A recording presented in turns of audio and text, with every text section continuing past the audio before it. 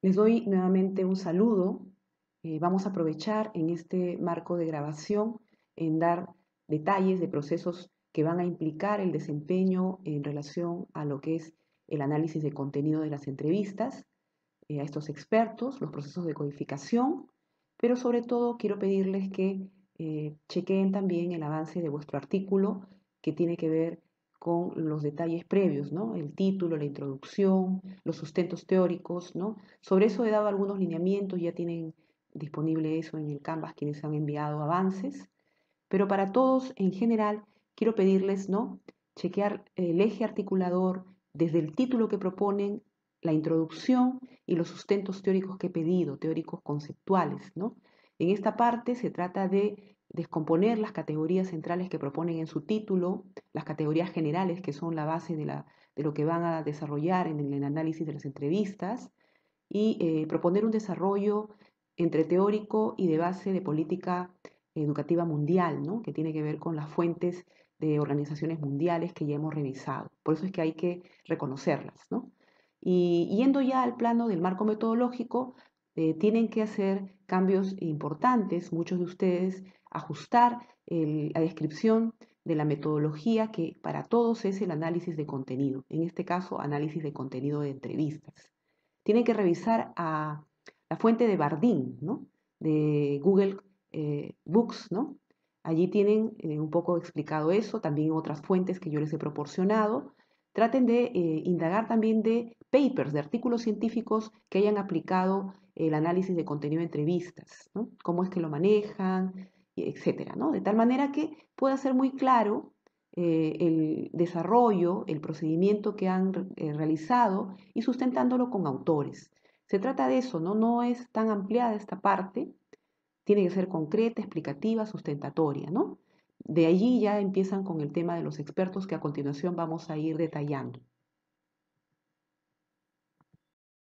Una vez que han podido describir y sustentar el plano metodológico, que no tienen que hablar demasiado como una tesis, ¿no? Paradigma, enfoque, tipo, no lo manejen así, sean claros, concretos. Es una investigación cualitativa de metodología de análisis de contenido, ¿no? En la cual se ha triangulado a los siguientes expertos o a una serie de expertos del mundo educativo, del medio educativo peruano, que tienen un reconocimiento, ¿no? O sea, tienen que dar en líneas generales una presentación de quiénes son estas personas, por qué se está pensando en ellos como expertos, ¿no? ¿Qué los hace? ¿Qué implica esta condición? ¿Qué criterios se ha tenido en cuenta?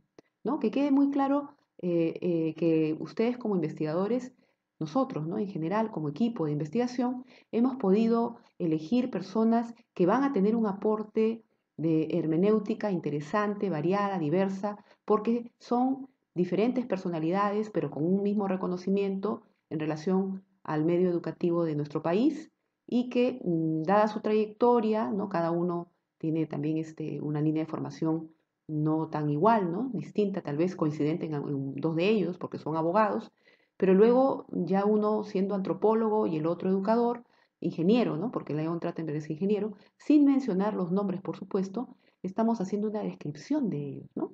Podemos incluso decir los criterios de selección de expertos han podido eh, ser concretos en la selección de 4 personalidades importantes de la política educativa del Perú, ¿no? Entonces, una cosa así, ¿no? Hay que tratar de hacerlo de ese modo y diferenciar también los nodos que no son comunes, ¿no? Para concretar un poco su expertise, su aporte. En tanto, nosotros nos interesa hacer justamente un cruce hermenéutico, una triangulación de los aportes que cada uno nos pueda dar y en esta lectura de los códigos, ¿no? Entonces, a ver un poco por allí, vayan haciendo un ensayo, no expongan la identidad del experto, porque eso implicaría pedir un permiso, una autorización, y esa no era la idea, ¿no? Ya ellos, al aceptar ser parte de esta muestra, por un tema ya de confianza con mi persona, ya es una cuestión de manejo interno.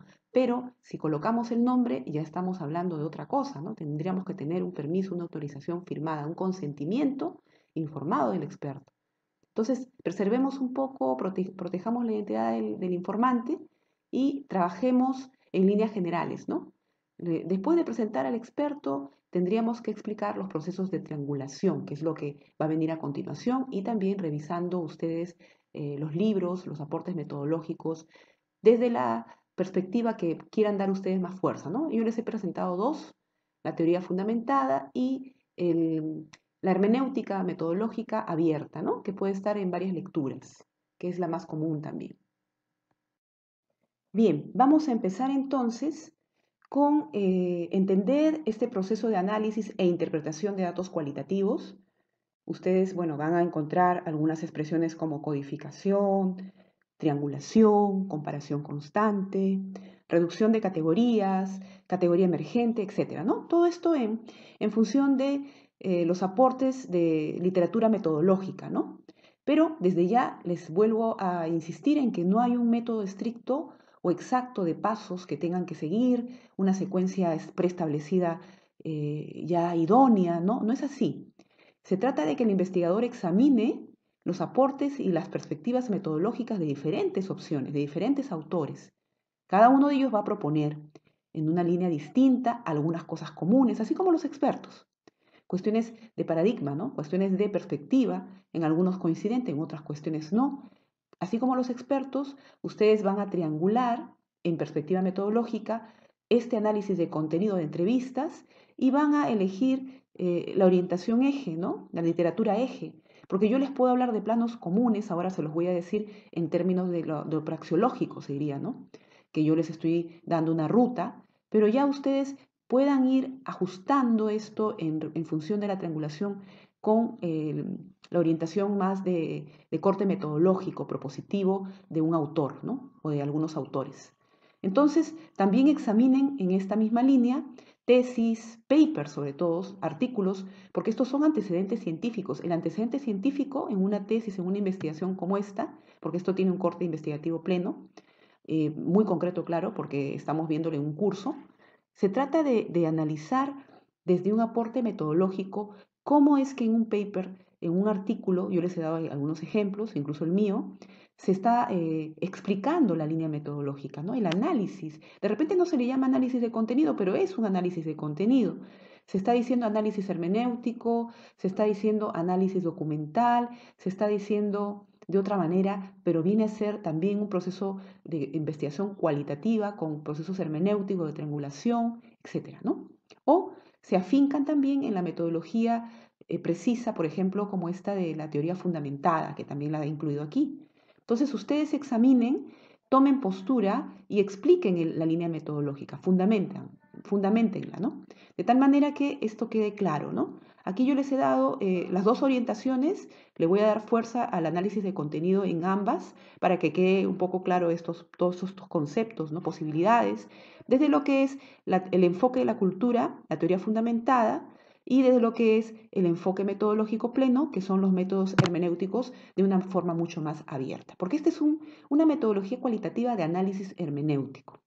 Recuerden, hay dentro de la diapositiva de las sesiones que hablan de las entrevistas, yo les he colocado explicaciones sobre ello incluso, ¿no? Entonces, veámoslo así, ¿no? Lo primero que les había pedido, y bueno, se realizó con éxito, es la transcripción de las entrevistas. Tenemos las tres entrevistas en la magnitud, ¿no? De todas las preguntas, y tenemos hasta la pregunta 3, la de José Flores Barbosa. La pueden considerar, ¿no? Hasta donde está. Y entendiendo que donde la consideren, en eso se va a examinar. Pero todo lo demás cuenta. Recordemos que ustedes, bueno, han hecho una transcripción, pero que hay que verificar siempre en una transcripción que todo esté dado, ¿no? Por ejemplo, aquí pueden ver, bueno, aparte de los datos, ¿no? Entrevistada, entrevistador, que están codificados, no colocar nombres, sino códigos. Yo ya les he plasmado una forma de codificación en la tabla que les he proporcionado. Bueno, ahí está la fecha también, la pregunta, la respuesta, que son los códigos, ¿no? Discursivos, la pregunta 2 y así. Si ustedes se dan cuenta, por ejemplo, en la primera pregunta, en esa respuesta, hay puntos suspensivos, hay paréntesis, hay corchetes, ¿no? Entonces, en la segunda respuesta hay comillas, o sea, se hace uso de los signos convencionales, se hace uso incluso de alguna aclaración como eso que dice risas, lo entrecortado que puede ser en una frase y otra, ¿no? El asunto, o sea, esas son cuestiones que vamos a ir incorporando poco a poco, ¿no? Pero que tengamos en cuenta, como ustedes tienen los audios, las citas que ustedes seleccionen, les recomiendo que las vuelvan a escuchar en esa parte y chequen si hubo alguna de estas disposiciones que puedan ser consideradas en relación a estos elementos que les digo, ¿no? Estos convencionalismos, y así ustedes tengan una cita discursiva mucho más legítima, ¿no? Entonces, esa es mi primera recomendación aquí. Luego de haber transcrito las entrevistas como lo hicieron, el segundo paso es el que ya se van a ustedes encaminar a realizar, es el de la codificación artesanal, que es un proceso de análisis de las citas, de los contenidos de cada una de las entrevistas, ¿no? Entonces es un proceso que aquí, por ejemplo, lo estoy presentando como un ejemplo de un solo informante a la vez, ¿no? Entonces, si van a empezar con las citas de León Trachtenberg, que ha sido el primero, empezar a reconocer dentro de cada pregunta y en función de cada categoría, cuál sería la parte discursiva que a ustedes les está conectando un significado, un sentido. Les había hablado yo de González Rey, ¿no? Fernando González Rey, que nos habla de la subjetividad y la intersubjetividad. La subjetividad es ese contenido, ese sentido estricto de la persona, la esencia sobre algo que emite en opinión, en este caso el experto, o un sentir, una opinión, una creencia, una afirmación, ¿no? Desde su propio paradigma. Y entonces esa es la subjetividad individual, ¿no? Individualizante. Pero cuando ya yo hablo de intersubjetividad, eso va a ser lo que ustedes están haciendo ahora, ¿no? Empezar a triangular los nodos comunes de los expertos y empezar a reconocer los códigos nucleados, ¿no? De esas significaciones. Y eso es lo intersubjetivo, ¿no? Una construcción a partir del aporte de la subjetividad individual de cada experto.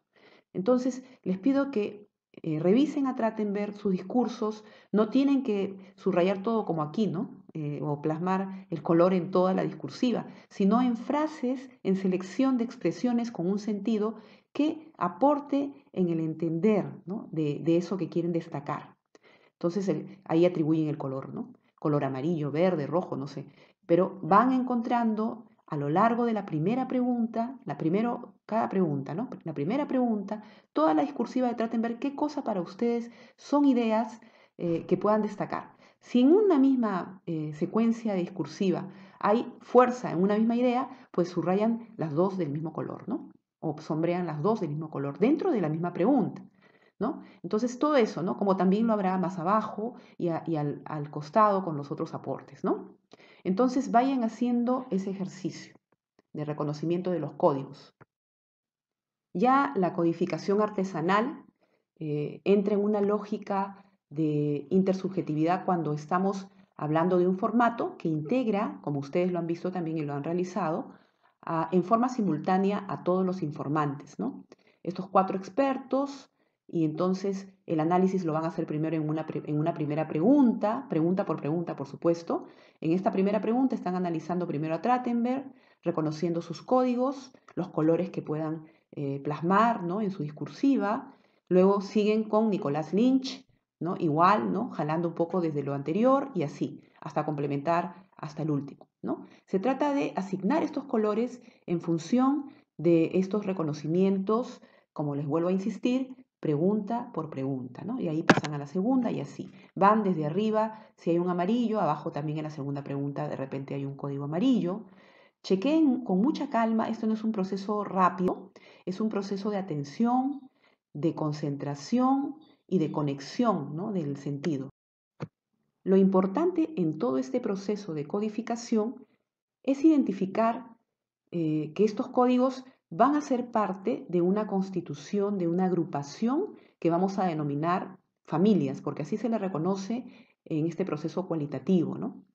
Y esas familias, esos colores, cada uno tiene un conjunto de citas que van luego a organizar en el otro formato que les he pedido que sea el central para presentar en el foro de avance, ¿no? de este proceso, ya para la siguiente sesión, ¿no? Que es lo que yo voy a revisarles.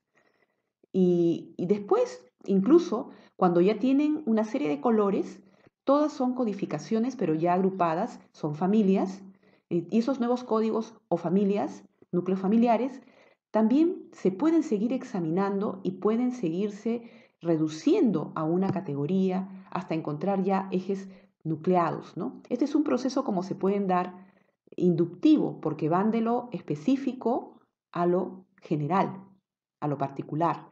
Han reconocido discursos sueltos dentro de una discursiva integrada de respuesta a preguntas en una entrevista, y esos discursos les han atribuido a usted una línea, ustedes, ¿no? Una línea de agrupación, de familia, y luego cada familia también entra en otro proceso de análisis que nuevamente vuelvo a identificar cuáles pueden de los colores todavía ser agrupados entre sí a fin de sintetizar, de hacer una síntesis para mencionarlos ya como una categoría emergente. Entonces, si tuvieron de repente 60 códigos, 60 citas, vamos a dar un ejemplo, ¿no?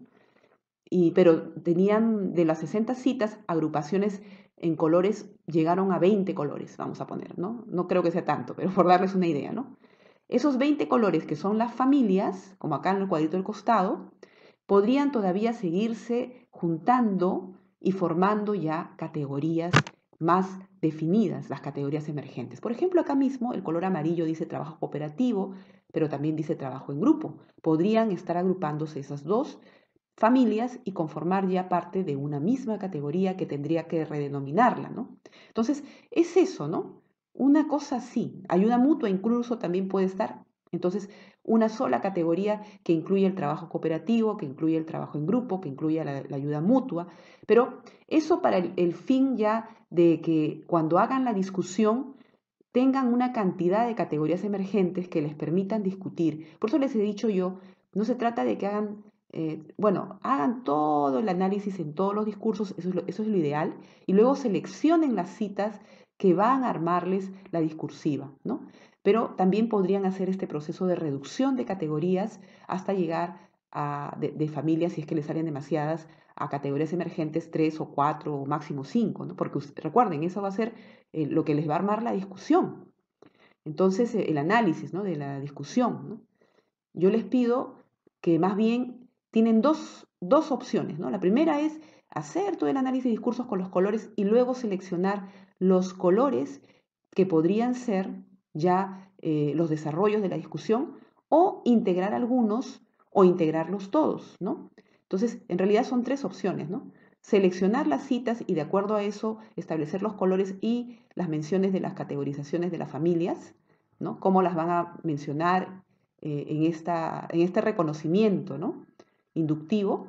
Y luego la otra opción es que seguir analizando los colores, cuáles podrían agruparse, tal vez dejar algunos sueltos o llegar a una reducción total de los colores, ¿no? O sea, eso ya depende de qué cosa ustedes establezcan, ¿no? También tomen decisiones y si tienen dudas, me las van preguntando, ¿no? Me las van haciendo saber. Esta parte es una parte más gráfica. Les hablaba yo del enfoque de la cultura y por allí el aporte de la teoría fundamentada es clave.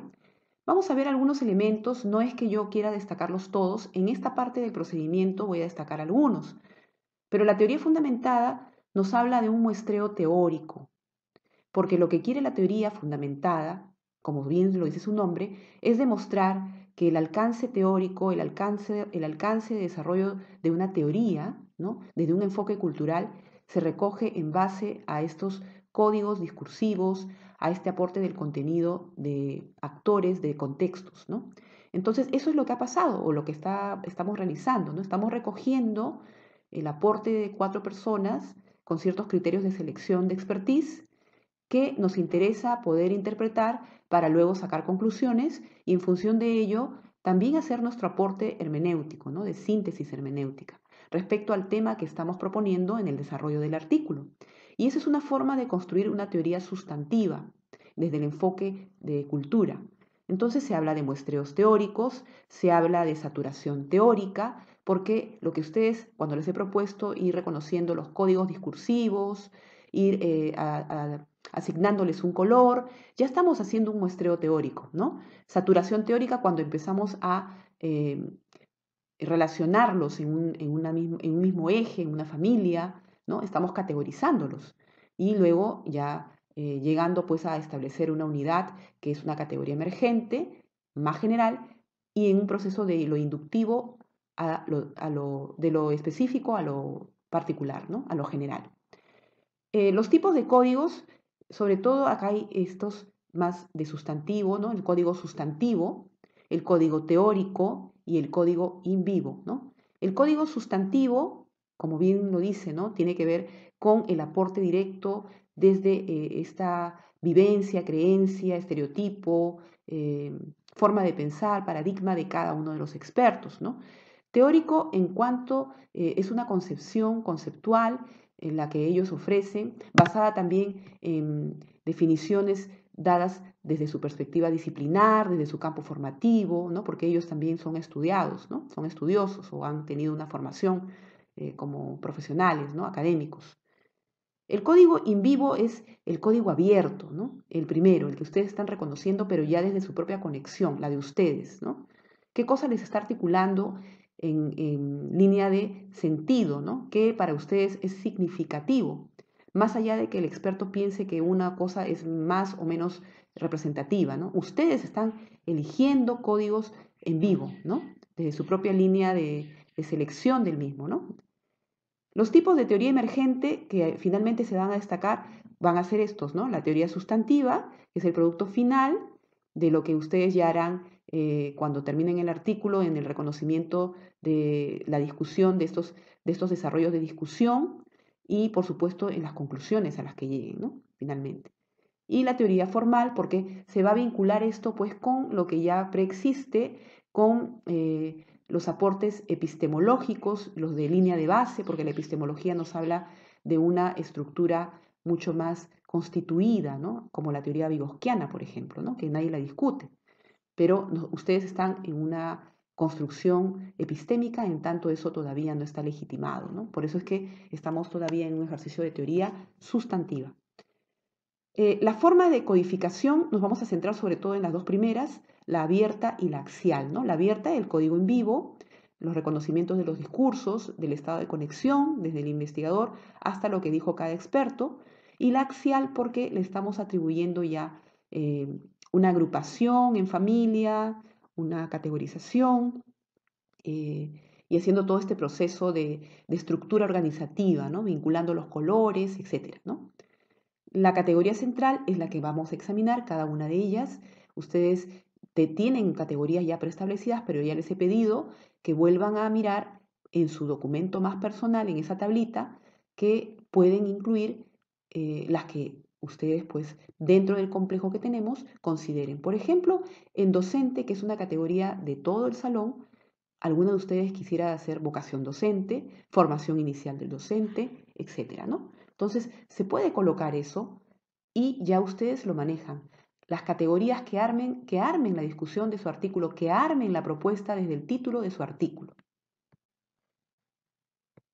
Aquí, por ejemplo, la codificación abierta, la identificación, ¿no? Inicial del código en vivo, lo podemos ver en relación a los colores, ¿no? Que se le va atribuyendo a esa rotulación, porque no solo es el color, sino la rotulación inicial, ¿no? ¿Cómo es que yo estoy identificando esa categoría, ¿no?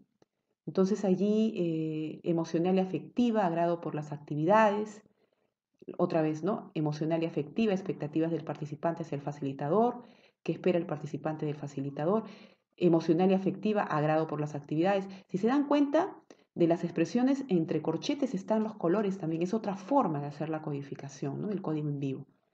Lo común de la familia es emocional y afectiva.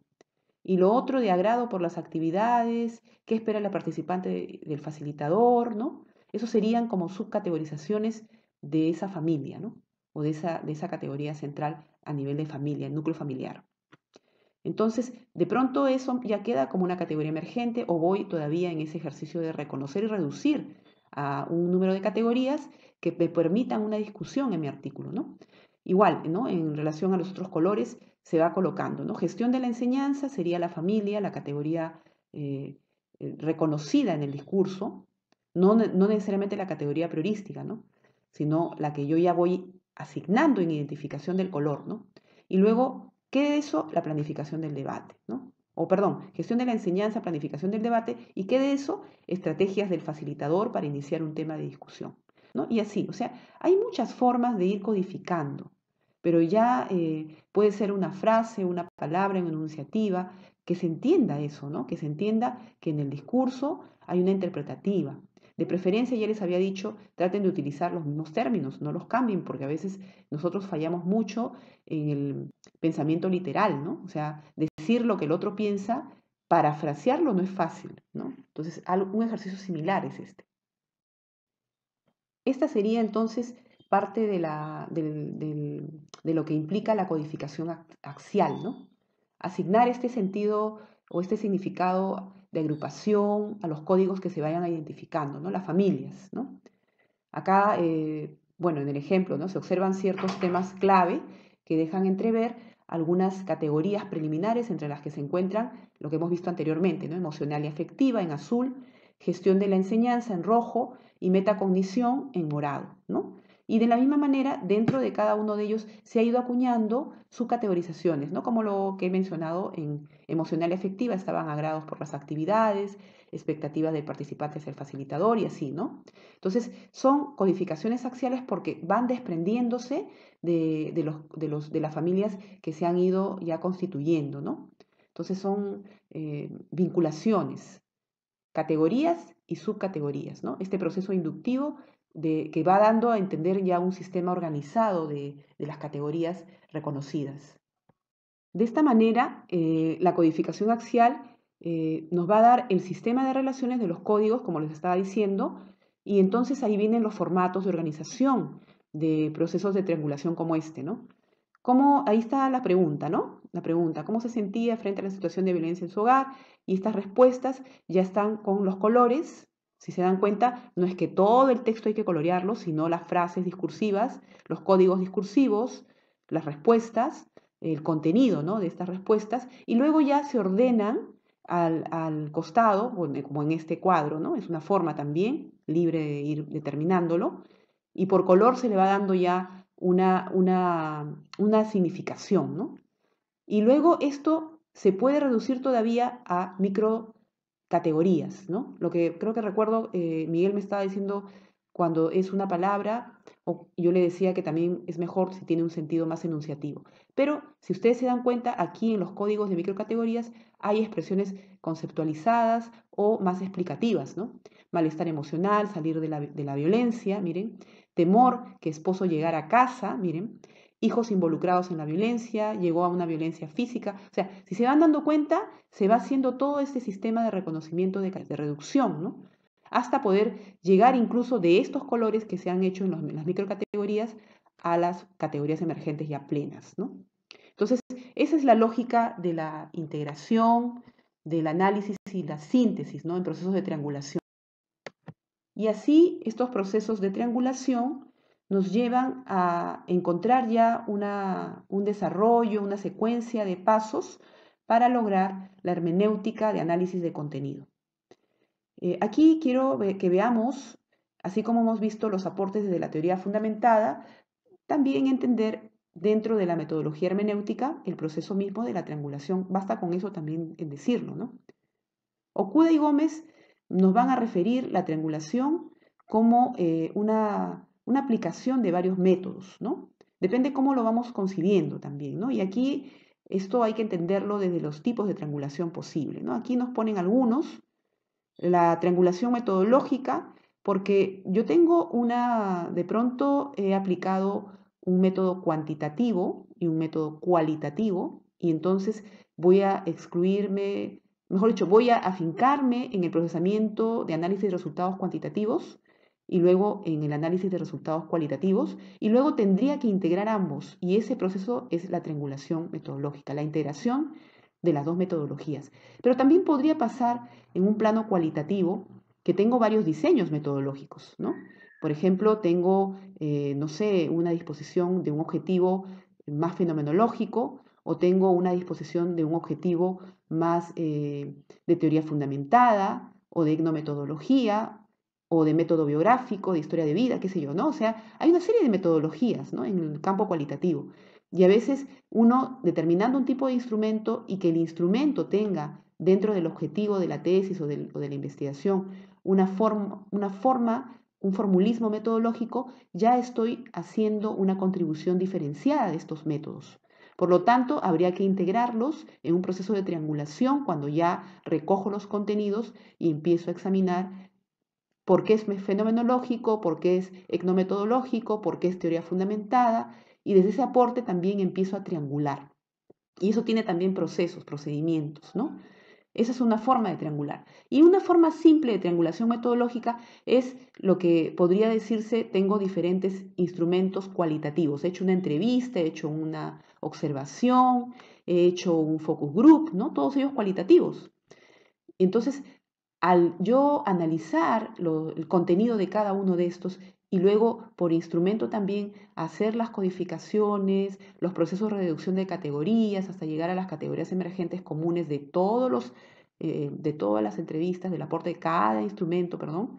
Entonces ya estoy haciendo también una triangulación, nodos comunes, para llegar a reconocer las categorías emergentes. Y todo eso es un proceso complejo, si se dan cuenta, ¿no? No hay una regla, sino de acuerdo a cómo se dispone y lo dispone el investigador. Pero ustedes no están haciendo eso, porque ustedes solo están haciendo la triangulación, en este caso, de contenido de expertos, ¿no? En un mismo instrumento. Luego tenemos la triangulación de datos. Esa es la que ustedes están haciendo, ¿no? La comparación obtenida, en este caso, de datos, pero no de diferentes momentos, sino, bueno, sí, de diferentes momentos, sí, porque son diferentes expertos en diferentes momentos, pero en una misma orientación discursiva, desde las preguntas como medio, pero claro, cada uno con su contenido, ¿no? Entonces, los datos, la información, lo que ofrece cada informante es lo que van a triangular, ¿no? Eso sería en relación a esta tipología. Y de investigadores es cuando se tiene, puede ser de un solo instrumento, aplicaciones, de varios instrumentos, aplicaciones dependiendo de qué, pero se hace ya una hermenéutica desde perspectiva de un investigador distinto, ¿no? De alguna manera los expertos aquí nos van a dar una línea distinta de cómo ven la política educativa en el mundo, desde estos conceptos y estas categorías que son parte de nuestra exploración, de nuestra intención en este proceso, ¿no? Pero no son ellos investigadores, ¿no? No somos nosotros, ¿no? Entonces, estamos hablando de perspectivas diferentes, ¿no? De alguna manera, sí, pues entender que lo que apunta aquí cada experto es la visión paradigmática, la perspectiva, la experiencia, la ideología, etcétera, ¿no? Y eso va a ser lo enriquecedor, ¿no? La contrapartida y ver qué cosa es lo común y qué cosa se diferencia en el aporte de cada quien, ¿no? Y luego la triangulación de teorías, de la misma manera, ¿no? Hay disciplinas, aportes y perspectivas teóricas que vale la pena también tener como un marco general de lo que se piensa, ¿no? Respecto de algo, ¿no? Y eso en el sustento teórico del artículo sería interesante, ¿no? Que ustedes puedan tener de un mismo concepto que van de las categorías que tienen, si es calidad educativa, qué son los sistemas educativos. Eso de todas maneras tendría que estar en las concepciones teóricas, ¿no? De ustedes, ¿no? Y otros que son muy buenas referencial, o es un buen referencial del desarrollo integrativo de esa categoría. Quien ha hecho, quiero comentarlo, un buen despliegue en este nivel es Abigail, ¿no? Revisen el artículo en el foro de la clase anterior, de la semana anterior. Ella ha hecho un buen despliegue bastante breve y concreto, pero bien realizado, de los sustentos teóricos a partir de lo que ella enfatiza mucho en el campo de la interculturalidad, ¿no? Interesante, ¿no? Porque todo se relaciona y ya ahí solo le está faltando a ella empoderar un poco más las fuentes, ¿no? Pero bastante bien. Veamos esos ejemplos, ¿no? Entonces, las matrices de análisis hermenéutico van a decir de procesos de comparación, ¿no? Lo que se llama en teoría fundamentada también la comparación constante. Pero en la teoría fundamentada, la comparación constante se refiere a que se puede volver a administrar el instrumento porque es una visión de la cultura, más antropológica, ¿no? Dentro de la teoría fundamentada, el investigador está dentro de la realidad contexto examinada, es parte del estudio, ¿no? Lo que se llama más etnográfico el tratamiento también, ¿no? Entonces, lo que quiero resaltar es que no hay un formato único. Lo que hay que entender es que ustedes han partido de categorizaciones a priorísticas que hemos visto en la clase. ¿Las pueden colocar en el formato? Sí. Yo las he colocado porque me parece importante, ¿no? De todas maneras. Ese es el punto de partida. Pero al final van a haber categorías emergentes, redenominaciones, y las categorías emergentes son las que se van a considerar en la discusión. Más bien las categorías apriorísticas podrían ser parte, y ya en la línea que ustedes reorganicen también, para su interés, ser parte de los sustentos teóricos, ¿no? Porque eso fue el punto de partida. Y más bien en la discusión es lo que se reconfigura a partir ya del ejercicio hermenéutico. Por cada categoría identificada, ¿no? Emergente, o ya aquí están colocando las enunciativas de categorías y familias, miren al revés, ¿no? Había que ver las citas discursivas, ¿no? O sea, ¿cuántas citas tienes? Esas son las que yo les pido seleccionar para que no estén haciendo un proceso muy ampliado de ir reduciendo y reduciendo. De repente, ya por colores determinan y deciden simplemente, ya no hacen reducción de colores, ¿no? De familias, sino ya se quedan, salvo en el estricto ya pues de cada quien, que decidan en algún caso agrupar, ¿no? Los colores o determinados colores para seguir haciendo una propuesta de recategorización o de categorización nueva, ¿no? Entonces, eso ya va a depender de ustedes. Yo quiero ver el ejercicio, quiero ver la matriz. Esta no es la matriz exactamente, pero es una línea parecida, similar, ¿no? Y hay que entender los elementos, ¿no? Las citas discursivas son las citas, y no olviden de colocar al experto con su código, ¿no? El que se le ha asignado en el Google Drive, ¿no? En la tablita. Los memos son los comentarios, ¿no? Los comentarios reflexivos, ¿no? ¿Qué cosa les va a ustedes generando en reflexión? ¿Qué mención? ¿Por dónde van a hacer un mayor énfasis, ¿no? Y así. Y las conclusiones aproximativas, como el mismo nombre lo dice, son las síntesis generales, las conclusiones, en qué finalmente van a concluir. Esto es tal cosa, ¿no? Es como que yo empiezo a mirar una realidad, alguien me dice algo, recojo ese discurso, lo analizo, comento el discurso, sí, pues me parece bien por esto, no me parece bien por esto, o mira, este es el énfasis que se le está dando, pierde mayor fuerza o menor fuerza se da en tal cuestión, etcétera, ¿no? Pero al final yo concluyo, ¿no? Finalmente lo que creo es tal cosa, ¿no? Entonces, ese proceso hermenéutico es el que se quiere ir viendo y comprobando en ustedes.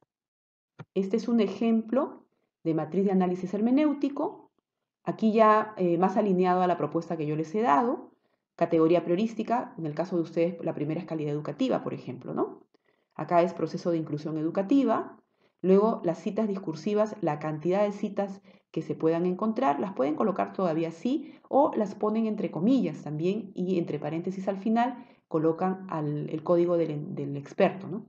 Los memos son los comentarios, como les decía. Las conclusiones aproximativas ya es la conclusión, ¿no? De toda esa síntesis de análisis de los discursos y de los memos. Y la categoría emergente, si antes apriorísticamente fue proceso de inclusión educativa, se ha reconvertido la categoría emergente en una necesidad de un acompañante que responda al perfil de la educación inclusiva. Entonces, en los sustentos teóricos, conceptuales, yo puedo hablar del proceso de inclusión educativa, qué implica este, ¿no? Como ustedes lo han hecho, ¿no? Pero luego en la categorización emergente, que ya yo disponga la cantidad de títulos de categorización emergente que me van a salir, no tienen que ser muchos tampoco, esos van a ser organizados en el proceso de análisis y discusión. Si se dan cuenta, son dos desarrollos diferentes. El segundo es una interpretación plena y el primero es lo que yo hice todavía en el reconocimiento de las subcategorías a priori, ¿no? Entonces, eso por favor tienen que verlo con mucha calma y reorganizar en vuestro artículo. De esta manera, llegamos al final, ¿no? De lo que es el análisis de contenido de entrevistas. Ustedes tienen este formato. Acá más o menos un ejemplo que les pongo, claro, no tan estricto en la fidelidad, ¿no? De los datos tan así, pero he procurado más o menos darles una idea, ¿no? De lo que yo estoy buscando. Si estoy colocando calidad educativa y ustedes en sus sustentos teóricos tienen la calidad educativa, entonces ya la colocaron, ¿no? Es que tienen que ver qué van a colocar en sus categorías a priorísticas. Ya es su artículo, ya no es lo del salón. Obviamente van a tener que hablar de calidad, de sistemas educativos, ¿no? Pero de repente no lo quieren colocar como un nodo de categoría priorística, como lo ha hecho, por ejemplo, Abigail, ¿no? No necesariamente, pero está implícito, como también puede estar explícito de esta manera, ¿no? Entonces, yo les pido que examinen bien sus categorías apriorísticas primero, 3, 4, no sé, las que están en su título, ojo, y en función de eso ya van haciendo el reconocimiento de los códigos discursivos que van a armarles esos nodos a priori, ¿no? Cuando ya tengan sus discursos, ahí tenemos, por ejemplo, ¿no? El experto 1, el experto 2.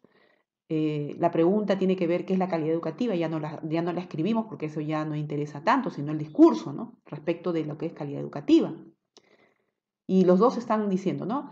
La calidad es la capacidad de lograr los propósitos y objetivos que la institución educativa se ha planteado como norte. Y luego el otro, participación del estudiante en el proceso educativo como parte de una comunidad educativa y conciencia de su entorno. Eso dijo Nicolás Lynch en alguna parte de sus discursos dentro de este espacio de análisis del nodo calidad educativa.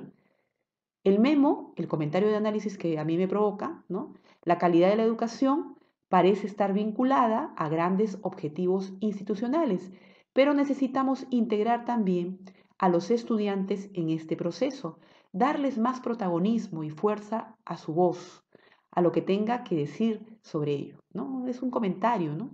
Una línea de ideas que me va dando a mí también un reconocimiento de lo que yo avalo respecto al aporte de los expertos.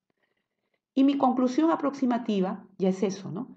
Se necesita una mayor incidencia en la participación del estudiante respecto a la definición y establecimiento de las políticas educativas orientadas a concebir y establecer los lineamientos de la calidad educativa. Si se dan cuenta, no estoy definiendo yo calidad educativa ya. Ya no es lo que me dice la pregunta, sino es mi construcción de una conclusión aproximativa a partir de la idea de definición de los expertos de la calidad educativa, de mis comentarios de análisis, entonces yo concluyo en una idea concreta y ya redenomino mi categoría emergente, aportes del estudiante a la calidad educativa. Podría haber dicho también, ¿no? Necesidad, ¿no? Prioridad, ¿no? ¿Qué sé yo? O sea, ya le doy fuerza a eso. Entonces, empiezo con una pregunta, con un nodo de calidad educativa que implica una definición conceptual, pero hago una conclusión aproximativa y una categorización emergente que me da un significado que yo ya en mi discusión lo pondré así, ¿no? La importancia del aporte del estudiante en la calidad educativa. O sea, voy reconfigurando, ¿no? Ya de repente, aporte del estudiante en la calidad educativa, un título, ¿no? Y eso yo lo voy desarrollando en líneas de integrar estos códigos discursivos con lo que dicen los documentos de que sí, pues es importante que el estudiante aporte en la calidad educativa. Entonces se dan cuenta, ¿no? Miren cómo se hace esta hermenéutica. No es una hermenéutica muy rápida, es todo un proceso, por eso no van a tener tantos títulos. Elijan los códigos discursivos más representativos de tal manera que tengan 3 o 4 títulos para hacer el análisis, la discusión, que es lo último, ¿no? Las categorizaciones emergentes. Entonces, vamos, pueden hacer el rastreo de identificación de los discursos, pero lo que importa aquí es cuántos títulos, cuántas categorías emergentes les han salido y esas van a ser el armazón de la discusión, del análisis y discusión, ¿no? de estos resultados. Entonces, elijan bien sus códigos discursivos, ¿no?